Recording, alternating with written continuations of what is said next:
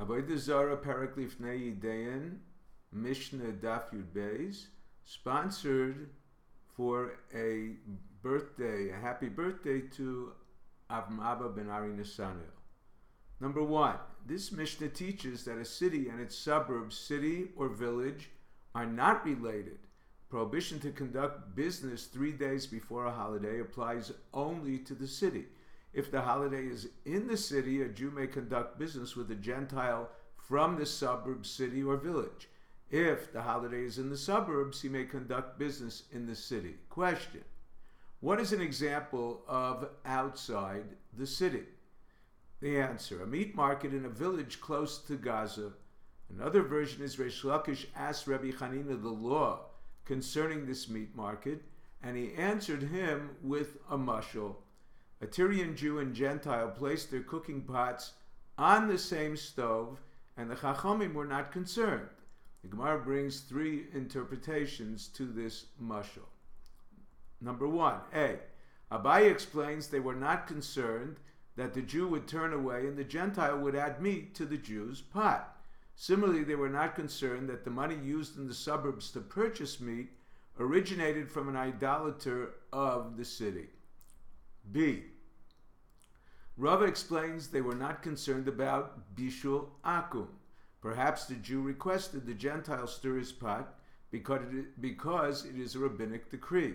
Similarly, they were not concerned the Gentile purchaser was participating in the city's holiday, prohibiting the Jew to conduct business with him, since this is also a rabbinic prohibition. C. Rabbi Bar Ula explained there was no concern for tzinora, splashing, because it is a sveka. Perhaps none of the Gentiles' food spilled into the pot, and even if a small amount did spill in, it is batal barov, annulled by the majority of kosher food. Similarly, the Gentile of the suburbs may not be as religious as the one in the city, and even if he is, he may thank his deity only on the actual holiday. Number two, one is prohibited because of maris ayin to travel on a road that goes specifically to the city celebrating. If it goes to another city as well, he is permitted to travel on it.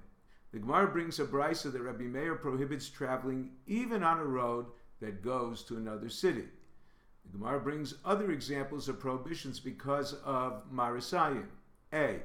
Despite the pain, one cannot remove a thorn from his foot in front of an idol unless he turns around or to the side.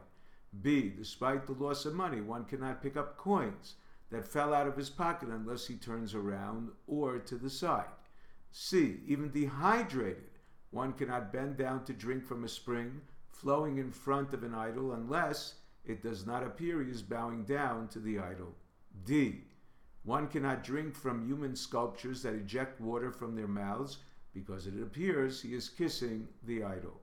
The Gemara eliminates an explanation of im eino nireh, means literally that nobody is there, because Rav teaches the prohibition of maris ayin extends even to chadrei chadarim, one's most private rooms.